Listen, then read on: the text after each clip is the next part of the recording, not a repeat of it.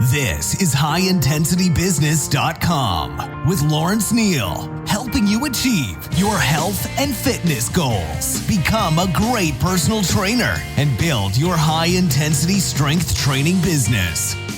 Lawrence Neal here, and welcome back to HighIntensityBusiness.com. This is episode 250.5. Why 250.5? What a strange number. Well, the reason I've used that number is because I've already recorded up to episode 262, which fills the schedule till May, April. And we've got some amazing episodes coming up. But we wanted to celebrate the 10-year anniversary of the Resistance Exercise Conference with a collection of our favorite moments from the previous REC events to give you some educational and entertaining memories from 10 years of REC and demonstrate why you should definitely try and attend in March 2020, and hence the change in the podcast schedule and the odd numbering. Today's guests are Luke Carlson, Hannah Stahl von Holstein, and James Fisher, PhD. Welcome to the show, guys. Thanks for having us, Lawrence. You're most welcome. Thanks, Lawrence. Excited to be here, Lawrence. As always. So I guess, we wanted to really just go through some of our favorite moments from previous REC events. I've obviously only been to 2018 and 2019. So I have, I guess, a limited collection, albeit some really, really fantastic moments, life-changing moments for me. But you guys have obviously been running this event for 10 years, and James has been a part of, I assume, almost all of that. And so I'm really interested to hear about some of the memories and some of the classic moments. So Luke, do you want to start off by talking about some of your favorite moments from REC events gone by? Yeah, so I'll start, and I tried to put these kind of in order, but it's hard to really nail a sequential order, like as a countdown to your best REC moment ever. But I'll kick off with, I guess what was 2017.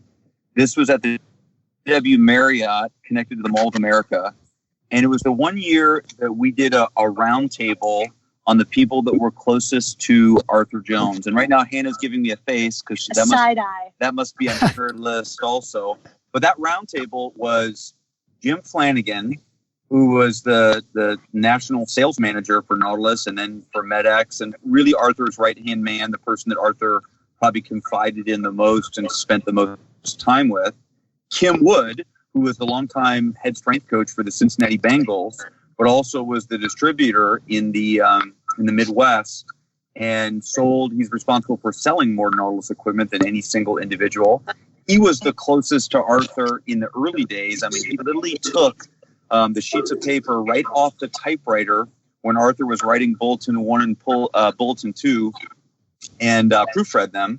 And then the third one was Roger Schwab, and he just had a different background in that he was a club operator and was really close to Arthur, and both had an interest in bodybuilding. So those three were on the panel in that same year. And to have the three of them reflect on Arthur's impact in their lives was incredible.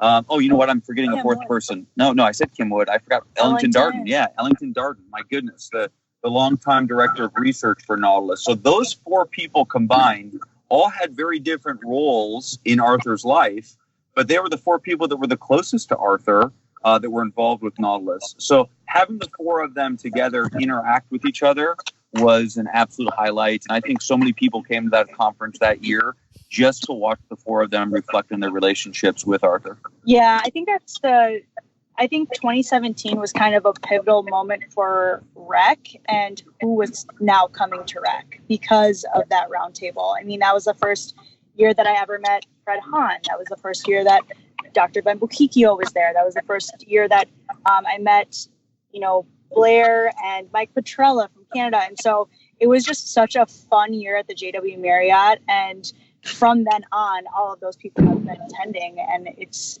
really created quite the community. Why do you think that was pivotal? Because I remember talking to Luke a while back about how the event has changed to be not just about high intensity training, but making it more about evidence-based training and sort of broadening out slightly to a slightly larger audience. But those individuals are very much obviously the icons within high intensity training. So I'm just curious how that kind of opened it up or sort of pivoted the event, really? Well, frankly, there's just so many people in our field that they want to hear those people talk, and not just talk and teach, but reflect on their experiences. So we had multiple people, Hannah can attest, that would say, well, I'm coming this year because you have those people coming. Yeah. I've read their books. I've heard them speak at a conference 25 years ago, but I want to see the four of them together, reflect and have interchange and dialogue and disagree on the different things that they lived, the different experiences they had with Arthur, because, they're all involved over the same, 4 decades, but they all had slightly different relationships. So their memories are a little bit different, and it's fun to watch them kind of have that debate back and forth. Awesome. What was next for you, Luke? Obviously, that I can imagine that was an incredible experience. Okay, so as a side note to that one, this is not my next one, but to have those four, but then have Wayne Westcott there also, to have Dr. Wayne Westcott, who knows those four so well, close to their age, just a teeny bit younger, met Arthur a little bit later, didn't have the close relationship with Arthur, but really was influenced by Arthur, and his whole, I would say, research career was very much kicked off by his involvement with Arthur and Nautilus. And so to have Wayne be able to connect with those people, to sit back and watch the 5 of them all connect was incredibly meaningful. I feel like we created like a class reunion or family reunion of sort that I think they all really valued. So my second kind of great rec memory or moment was the workout demo that James Fisher did in 2018. And the interesting thing about this is James volunteered to be a part of that demo. He said, well, why don't you do the workout with me? And we basically did a workout that mimicked one of our studies. And to have a researcher, an academic, the workout demo was something we had just never done before. And to watch, I think we read people's research. And when I say we, I mean the whole field reads other researchers' research. And in the back of your mind, you can't help but wonder to yourself, does that woman actually train hard? Like, they wrote a great paper and they're publishing valuable research, but do they actually know how to bring it down to the ground in their own workout? And my goodness, James exceeded, I think, everyone's expectation for form, for intensity, frankly, for muscularity and physique. James looked incredible that year and trained incredibly hard. I remember Dr. Michelle Seeger, one of our keynotes from Michigan, just thought it was the most incredible thing she'd ever seen. She thought, is this really how it works? Do people really train this hard? Oh, wow. So I thought that was epic. I thought it was inspirational to the entire audience. And I know for a fact, because I had multiple people say it to me, that they started to question how hard they actually train, and they wanted to go back to the drawing board because they thought they had trained with focus over the last 15 years, and James challenged them a little bit without saying a word, just by his demonstration. I bet you earned some serious respect there, James. Did you? It was great fun because I don't want to just be thought of as kind of any kind of academic in all of this that doesn't put into practice what I preach, or that doesn't train and so forth. So it was. I really enjoyed it. And yeah, I think it probably went a long way in getting the respect of the practitioners. Because a lot of them I admire in what they do and their facilities. So for them to see that I'm committed to what they do and put into practice myself was really a real opportunity for me. So yeah, I really enjoyed it. Awesome. Yeah, I remember that workout very well. I remember. Am I right in saying this, James, that they got the load too light on the pendulum squat, so you ended up doing like a ridiculously long time under load and suffering a lot? Is that right, or is that a different workout I'm thinking about? Oh, Lawrence, you're exactly right. Oh my God. Yeah, we overshot the load for the shoulder press, and we underestimated the load for that leg press. But I've never used that pendulum squat machine before, and it's, absolutely fantastic piece. One of the key things is the sponsors that the rec has with the equipment that's available, and those pendulum pieces are unbelievable to train on. They were really, really a pleasure to use. And that squat, we really underestimated the load, and I was struggling. You did a great job. I remember it well. Awesome. So Luke, is there any more from you, or is that your? Yeah, let me give you one more, and then I'll let somebody else talk. So sure. I wanted to be really well-rounded and talk about all the different aspects of rec. So this is Saturday night in, I think, 2016. It could be 2015. I think it was 16. This is late at night. A bunch of us, and I mean a huge group, probably 25 people are at dinner at an Italian restaurant. People have already had their dinner, had dessert, drinking wine, and we're in a rich conversation around the greatest machine ever built for every individual muscle group, and then memorable workouts, or the most memorable workout you've been through, and who you've been trained by. So I think the people that took the lead on this conversation, one of them was Dr. Ted Lamborghinis, who's absolutely brilliant. James Fisher was clearly involved in it. Most of the Discover Strength staff were involved in it. So we went muscle group by muscle group. If you could pick just one exercise, what would that exercise be? And my favorite part about the conversation around who have you been trained by and what were some memorable workouts is Dr. Ted Lamborghinis illustrated, I think, one of the greatest take-home points is if you want to grow and learn as a practitioner. Now, Ted is maybe one of the highest IQ individuals I've ever been around in my life. I mean, he's absolutely off the charts brilliant, obviously has a PhD, but a great practitioner as well. That Ted, everywhere he goes, he requests to be trained by the strength coach, the practitioner, the researcher. So he just went through a list of everyone that's trained him. And I just thought, wow, if Ted's humble enough to say, will you take me through a workout? That I think that's motivation, or that's insightful or instructive for the rest of us. So that conversation went on for hours and was just a fantastic conversation, because I love hearing people that I respect reflect on their favorite pieces of equipment, discussing the biomechanics of that equipment. It was just a rich conversation.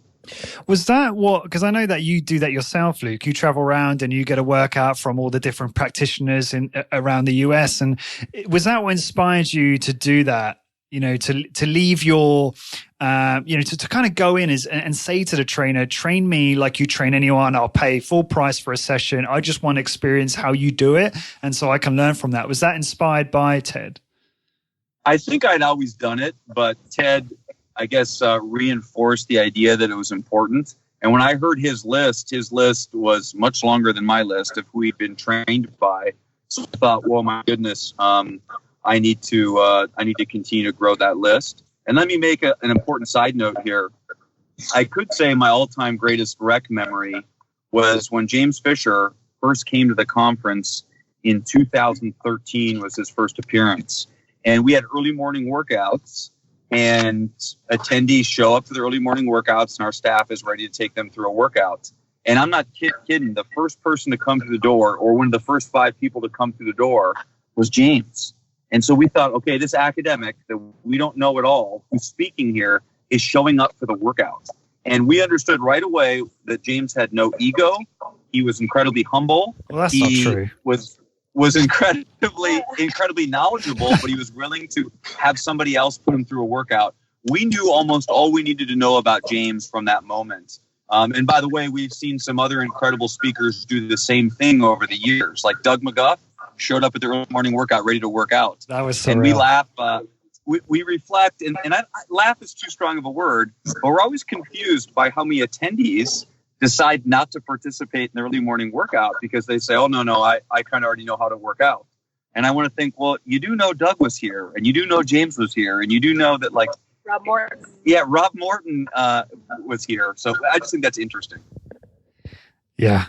No, I agree. And sorry, feel free to chime in, guys, on each other's points, and don't just leave it to me. But I was really impressed when Rob Morton joined us in 2018, and especially because he didn't even come from a high intensity training background either. And he was just keeping an open mind about different training methodologies and things. And then obviously Doug last year was very cool to watch him train. And I think I just finished the first half of my workout and I was slowly dying in the corner and just sort of watching Doug warm up. So, all right, awesome. Great way to kick this one off. Go on, yeah. Can Can I jump in a second? Because Go I for don't want to. I don't want to steal time or anything. But the morning workout as an entity is actually one of my top things about the rec. I didn't put down any particular year because I try to be there every year, even when I'm not participating, because I tend to train when I'm fit to train. So if I've had another workout recently, if I'm having another workout over the next couple of days, then I might not do the early morning workout. But it's still a sight to behold.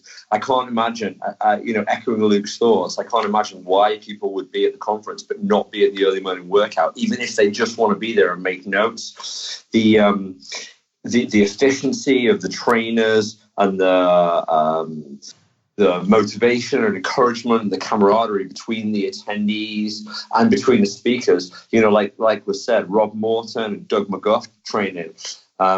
It's great to be there and be a part of that kind of. It's like being part of a team sport again. It's like being in the locker room with all these people going through this process, and it's just phenomenal. And the workouts themselves are just off the charts.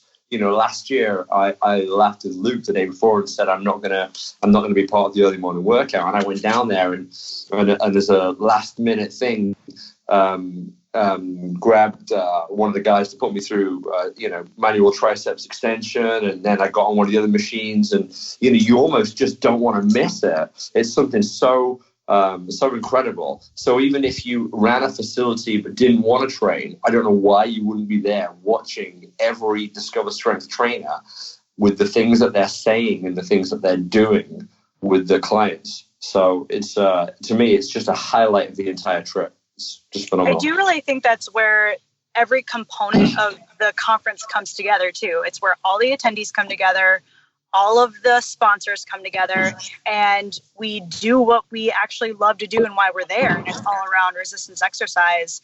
And it creates so much energy, and it's just such a great way to kick off Saturday morning that it's hard not to miss. Yeah, and it's the talking point of the rest of the day, because everybody's talking about how beat up they are from it, or how great it was, or a certain machine, or a certain trainer, and so forth. And don't get me wrong, there are other conferences that I go to where they try to fit in a workout, but it's just not even anywhere close to this level. It's just not even close. So to me, it's just something that, I almost have reached a point where I accept that, I'm gonna be there at some point just to see people train, just to see Rob Morton, or see Doug McGuff, or Lawrence, or Blair, or Skylar, or Dwayne, or Patty and Dave, and these guys are incredible trainers themselves, incredible practitioners, incredibly knowledgeable people, but they're there, to be a part of that. And to enjoy that aspect of the conference, and it's amazing. I had Doug on the podcast recently, and that will probably come out in a few months. I'll try and bring it out soon if I can. And he's still talking about how hard it was for him to put his tie on before his keynote due to the manual resistance tricep or shoulder even, which is funny. But I just on this theme, because it probably makes sense for me to bring this up now. It's one of the points I was going to talk about. It might be slightly entertaining for people. It's almost a tradition that every rec, I'm having beers with Blair and co at the bar, and this is going to sound so immature, and it's almost like who can drink the most, stay up the latest, but still turn up for the early morning workout and not die. And the funny thing is I don't know why I do this to myself, because he's actually far better than me. I mean, the guy can drink twice what I drink and still work out the next morning and not and be able to do it and perhaps not even be sick. And I'm there in last year, and he's starting to walk out with his crew, and I sort of looked at Blair and I said, well, are you pathetic? What's wrong with you? Can't you have more than one drink before the night before the early morning workout? And you can see him looking at me, getting really kind of angry and like really wanting to compete, because he's that type of person. Obviously, he's got a very competitive background in water sports and things, hockey and that. And it's just funny to me, but the kind of punchline to this is that when it actually comes to doing the workout, I actually am the one who suffers. I have to stop because I can't handle it. And I'm there like dying in the corner. I think Tasso had to come over with a bag of ice and put it on the back of my neck to sort of, help me recover. And it's like I don't learn. So here's to March 2020, not having too much alcohol the night before the early morning workout so I can actually survive. We don't make it that easy though, because we have the welcome reception on Friday night that you just don't want to miss out on. Exactly. That's the other thing I was going to say is that I think we all can all agree the networking and the camaraderie and being with your tribe is the coolest part about this whole conference. And so when that first night comes around, you're so excited and so revved up that you're like, oh, I'll be fine tomorrow morning, even though you've got to get up at like 7 a.m. And you don't want to miss it because like we've already talked about how great it is, but it's too tempting. That's the issue. Right. Hannah, do you want to move on to some of your favorite moments then? Sure. So Luke kind of covered some of the 2017 moments that I loved. But the conference in 2015, we actually had our speakers do the training demos. So every year we do some type of training demo or multiple training demos. And that year we actually had our speakers do training demos. So James actually trained somebody, and Dan Gerasi trained somebody, Mike Lepowski trained somebody. That was the year Ted Lamborghini spoke. And I believe he trained somebody too. So it was just such a fun, interactive way to see our speakers not just speak academically, but also, get in like a practitioner and train somebody and coach somebody through potentially what they were talking about earlier on in their presentation. So, James, do you remember that at all? I do indeed. Yeah, I talked a bit about the idea of it was referred to as infometrics with the bar and it was really good fun. It was really, really enjoyable. Again, to show that what we kind of put down on paper and people read is really built upon good practice, and not necessarily good coaching or the best coaching, but certainly is the best that we can deliver. But I mean, this is where you see people like Ted Lamborghini and Dan Gerasi, and you see Mike Lepowski and other practitioners and what they deliver, and you relate it back to what Discover Strength staff do. And, as a practitioner, I've never come away from that conference having not learned something about a technical element of an exercise, whether I agree or disagree, having not thought more about it. And so that was a brilliant opportunity to do that and talk about combine it with some of the studies we've done. I just want to underscore what you said there, because I feel like, James, you're obviously, one of the leading researchers in resistance training, and the fact that you're going to these events and taking back training techniques, things like that, back home into your own training is really a testament to, no one is so great and wise and knowledgeable that they couldn't learn anything. I think there's something for everyone to learn, and everyone's got room for improvement coming to Rec. Absolutely. So Hannah, what follows for you then in terms of the favorite moments? So it's hard not to talk about 2019 just because it was so recent history, but I also do think that it was one of our best recs we've ever had. So it was the first year that we had Rapid, and Rapid is a time in rec where we have multiple practitioners speak for 4 to 5 minutes on kind of their best idea. And it was a way for us to incorporate more people into rec. It wasn't just about the 4 keynote speakers up on stage. We have so many brilliant people sitting in the actual audience that we're like, we need to get these people up and talking to each other. And this was one way that we wanted to do it. And it was just so wonderful to hear from all of these practitioners across the world really on their best idea in their practice and what they do. And it also, bridged a lot of conversation afterwards too, and people got to know each other a little bit more, which I feel like we only had one networking opportunity at Rex previously.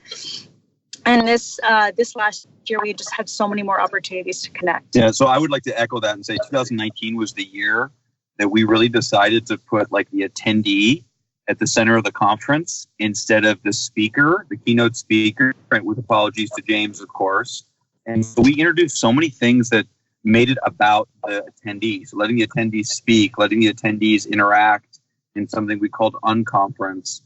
We added more social components. We added the rec party Saturday night, which was a massive success, I think. So to me, 2019 was big because we just changed the format and let our attendee interact with each other. Yeah, what we realized is that it's a really short day and a half. And even for the attendee, I think they were yearning for just a tiny bit more, and not more education, not more speakers. They were yearning for more connection with each other because they realized how brilliant everybody is in our industry. And they just wanted a little bit more interaction, not just the Friday night. So another one of my favorite moments was the rec party last year and having the rec awards and really getting to celebrate some of the people in our small niche community that have been doing some tremendous things. Yeah, I mean, this is the thing, right? Like high intensity training for a lot of people is quite a lonely business, right? And everyone's all over the world, all over the US and all over the world. And Rec really provides people with the opportunity to get together in person and feel that connection and be able to actually talk about this business because it is still obviously a relatively niche industry, and it's certainly obviously not very well known among the mainstream, and so that's why these things are so important. So I completely agree with that. That's definitely evident. So you got a final one there, Hannah, or are we moving on to James here? That we covered all of my faves. Awesome, no problem. James, what about yourself? What are your top 3 moments from 10 years of Rec? Well, we talked about the morning workout, so and that's absolutely just one of my key moments to be a part of, to be trained or to witness. So if you're at the Rec this year, then please be at the morning workout, regardless of what your state is, whether it's with a cup of coffee watching over or whatever, participating. If I'm going to go pretty broad with these, so I apologize that they're not as specific as Luke and Hannah. But one of the key ones for me has to be the collegiality of the whole conference itself. In 2013, that was my first Rec, and honestly, it was an absolute game changer for me because, as we've just talked about, this is a really small niche community in part of a bigger context of health and fitness and personal training. But we're all so close in what we do, even though there are some minutiae that divide us. We're so close in what we do, and we're still, in my opinion, underappreciated in the larger scheme of things. But it's incredible to be there and be amongst this group of attendees and speakers and hear about what they're doing and learn from the equipment they use or how they got into the industry or the size of their facility or the number of people they train. I've spent time with all of with so many people at different points throughout the weekend, throughout the years. I'm just going to name drop massively here, but these are just people that I can't go to this conference without seeing.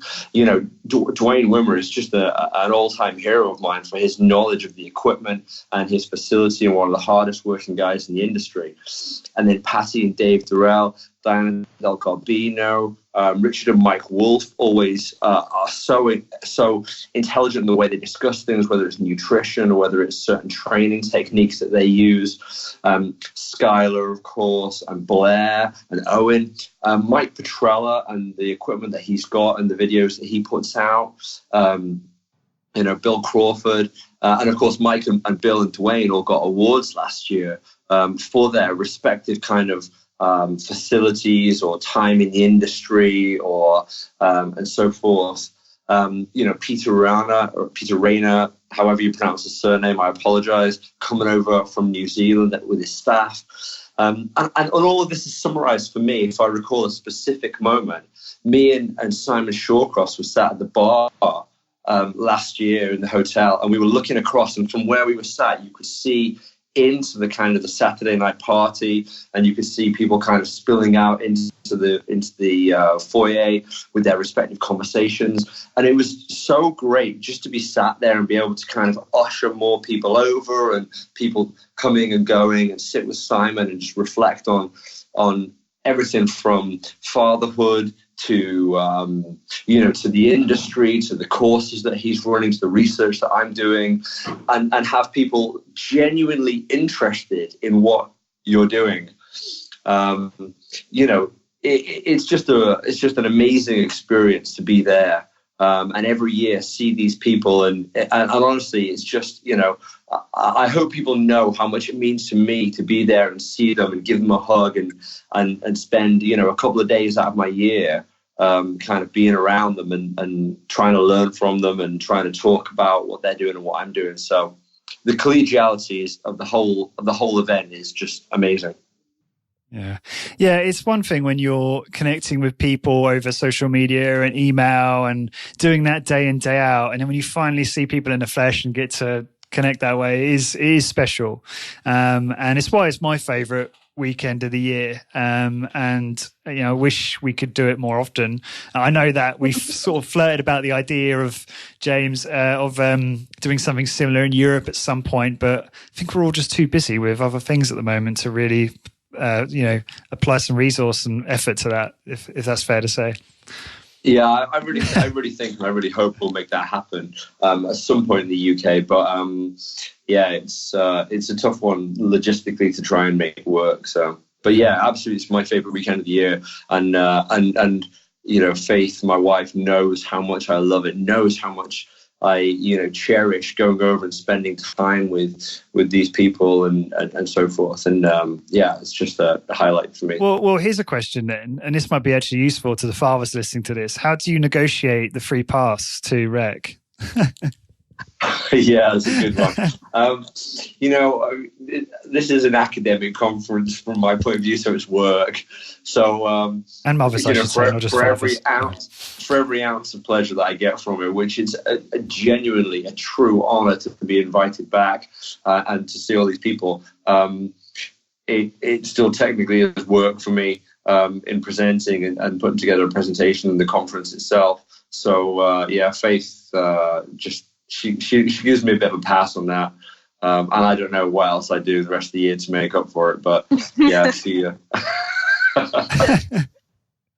Yeah, I can't really use the work excuse because people don't really see what I do as work, which I can understand that from the outside in, but at the end of the day, it still has to pay the bill, so it still counts as work. Well, I've got to tell you from a work point of view. There is not a conference as devoted to strength training that I know of in the world that's more important or that's as important as this to attend. So all the other academic conferences I go to, I probably attend, now probably maybe another one every year. But I flirt between some in the US and North America or Brazil or in Europe. But honestly, I don't go back to the same ones year in, year out, except this conference, which really is a highlight of how important it is on my calendar. So, absolutely. So is that? I don't know if you just summarised everything there, James, but have you got other moments that come to mind that you want to talk about? Actually, I have got another one, and I'm gonna broadly refer to this as the conference organization itself, and this is where I'm going to give huge credit to Hannah. Because I know that she does, or I believe that she does the bulk of the work on this. But this conference is so smooth running in everything that it is, from the moment, you rock up at the conference and register and walk in and meet people, to the timings and the technical elements and the organization and the, Saturday night parties and so forth. It's just so well run, and the speakers that they've had there from, that we've already mentioned, Eldad and Kim Wood, Jim Flanagan, and then academics like Rob Morton, Jeremy Lernecki, Teresa Lou-Ambrose, practitioners like Mark Sonovich, Matt Brisky and Bill DeSimone. This conference really is a who's who of strength training and more important, high intensity training. And within that conference organization, a highlight for me was the 2019 breakout sessions that we did. So Jim Flanagan kind of went off to one corner and talked a bit about his time with Nautilus, and Jeremy Lernecki went off to another corner and talked about blood flow restriction training and so forth.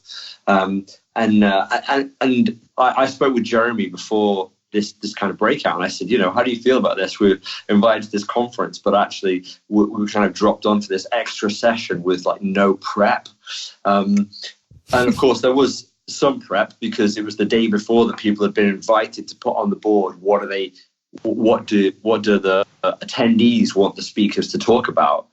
But it was really nice to have a small group of, I think it was maybe 20 or 30 people sat around and be able to address and interact, have not just a conference presentation, but an actual one-to-one interaction with these people, asking what they want to know about training frequency and overtraining and so forth, and have people really kind of challenge me and say, yeah, but what about? And really, I can remember the look in one guy's face. Last year, he was like disappointed that I didn't know certain things. And I can remember feeling frustrated that it wasn't my area of expertise and having to give that as some kind of excuse. But I thought that was really good. And I know that that's at the heart of what Luke and Hannah tried to do in putting the attendee at the center of the conference, giving them the opportunity to kind of determine what the speakers speak about.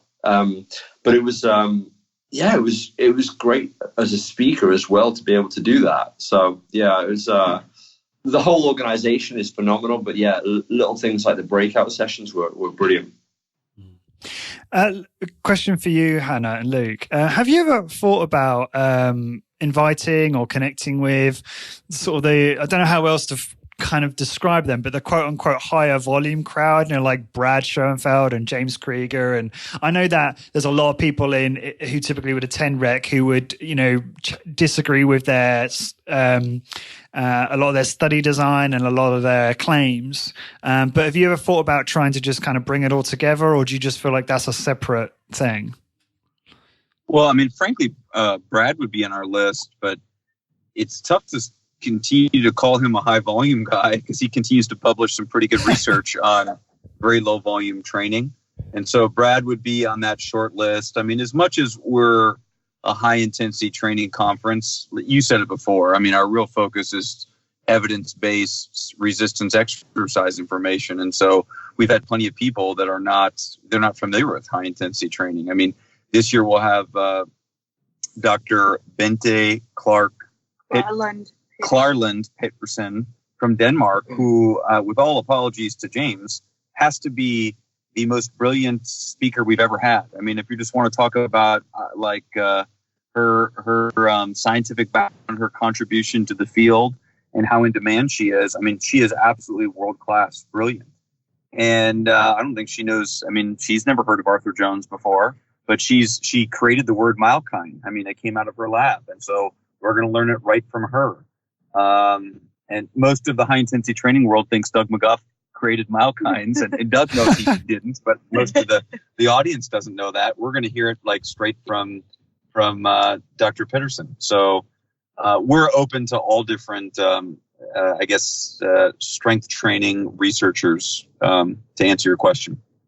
Yeah, I'm really excited to hear her keynote. And, I know we're really just starting to understand the role that myokines play, and to learn more about that and get her perspective is very exciting.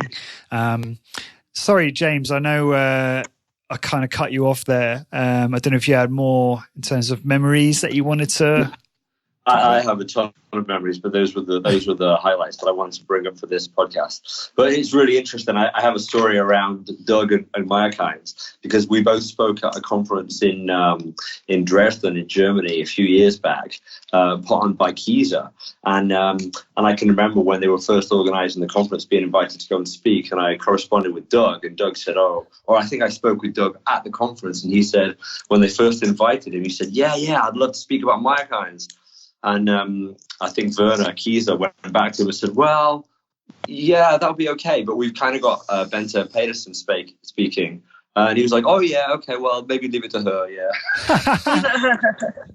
So yeah, I mean, it's great to be kind of considered a good academic in the field, but I think we all know where our limits are, and certainly this year I'm fully expecting to be hugely overshadowed by Dr. Pedersen, as well as of course Dr. Stu Phillips. Just an unbelievable academic lineup this year that's just going to leave me hugely excited to be there as an attendee, let alone as a speaker. So and that's something that's a key part, as Luke said, Dr. Ted Lambrinidis, what an incredible incredibly intelligent practitioner. Dr. Ted Dreisinger, with, I'm sure he would say decades of experience in academia and practice in low back pain and low back strengthening, and just an unbelievably nice guy who attends a conference like that and wants to speak to the attendees. So, it will be great to be there. It will be great to see Benza's response to kind of high intensity training and what people ask her and that interaction. So yeah, absolutely. Yeah. I agree. And I guess I'll talk about some of my memories and moments, and feel free to jump in, guys, if you've got any others you want to share, if we've got time. But I first wanted to say, for me, it was really special in 2018 when I first came, getting to meet I guess a lot of you for the first time. Obviously, I'd met James a few times before, and Luke, I'd met you when you came to London, but I met Hannah for the first time. And I met, some of my heroes, Skylar Tanner, someone who I've had on the podcast, but before that, I'd watched so many of his videos. I mean, after picking up Body by Science and being exposed to Doug McGov's work, Skylar was kind of the next person I found out about and started consuming all of his work. So to meet Skylar in person was actually a bit, it was a little bit awestruck in the moment. And I don't know if he knows that. It's a bit embarrassing for me to admit that.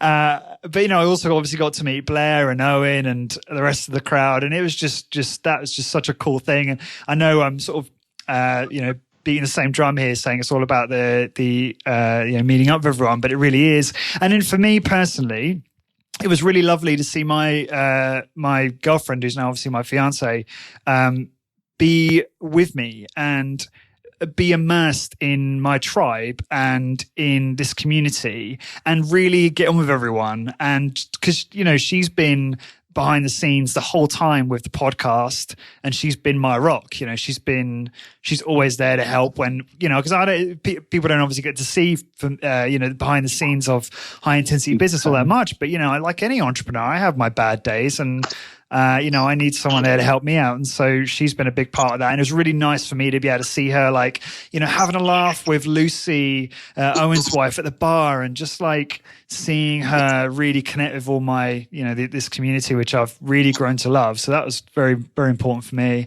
Hannah and I just looked at each other and said, "I'm not crying, you're crying." Yeah, I'm actually welling up a little bit talking about it because I'm thinking about it. And it's truth. It's when you've been doing a podcast for so long about this stuff, and then to finally all meet in person is really special.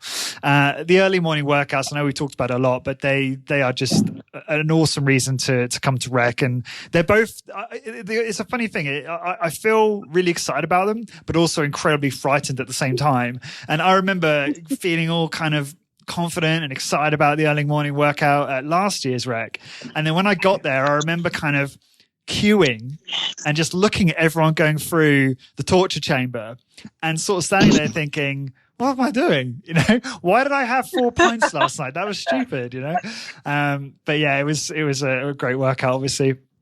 And then last thing I wanted to mention is just obviously for me, meeting Doug, finally having, basically Doug is largely responsible for me starting this podcast and starting the membership and all the other things. And so to finally meet him was very special.